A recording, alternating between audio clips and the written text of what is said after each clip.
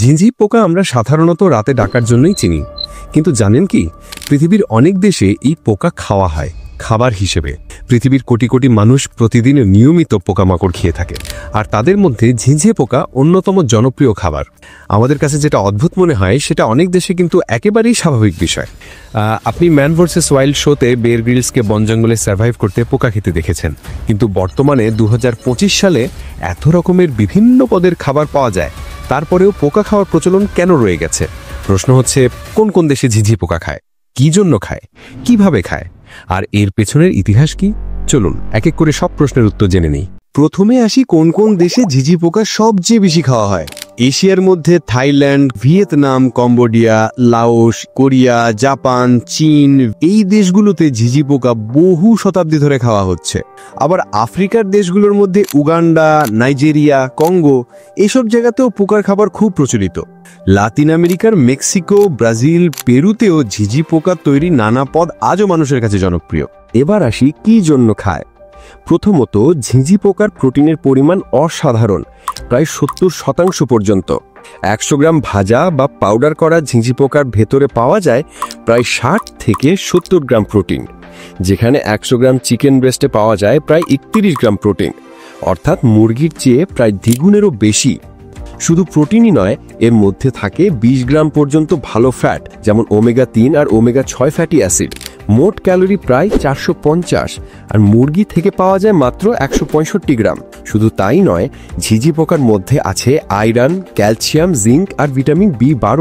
এইসব উপাদান শরীরের রোগ প্রতিরোধ ক্ষমতা বাড়ায়, হাড় মজবুত করে আর রক্তশূন্যতা দূর করে। এই কারণে যেসব দেশে প্রোটিন বা পুষ্টির ঘাটতি আছে, সেখানে ঝিঁঝি পোকার মতো খাবার জীবন রক্ষাকারী ভূমিকা রাখে।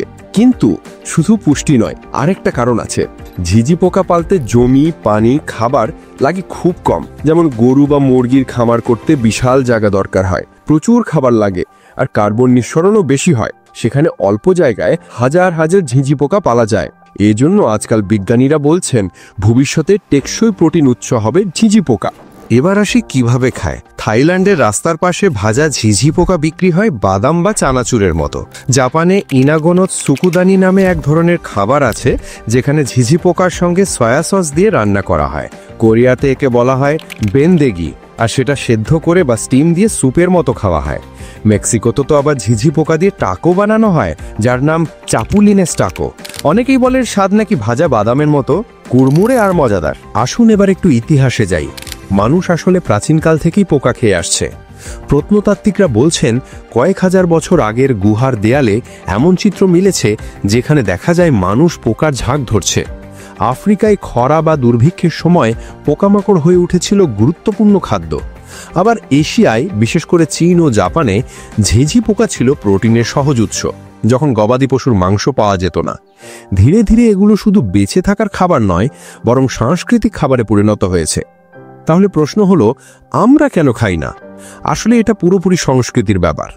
বাংলাদেশ বা ভারতীয় উপমহাদেশে পোকা খাওয়ার প্রচলন ছিল না, তাই আমাদের কাছে বিষয়টা অস্বাভাবিক বা বিরক্তিকর মনে হয়। কিন্তু যেসব দেশে এটা প্রাচীনকাল থেকেই খাদ্যাভ্যাসের অংশ, সেখানকার মানুষ একে সুস্বাদু খাবার হিসেবেই দেখে। শেষ কথা হলো, ছোট্ট এই ঝিঁঝি পোকাই হয়তো একদিন মানবজাতির প্রোটিন সংকট মেটাবে। আজ আমরা এদের ডাক শুনে বিরক্ত হই, কিন্তু হয়তো ভবিষ্যতে বলবো, এই ডাক মানেই প্রোটিনের ডাক। ভিডিওটি ভালো লাগলে লাইক দিয়ে চ্যানেলটি সাবস্ক্রাইব করে বেল আইকনটি বাজিয়ে দিন।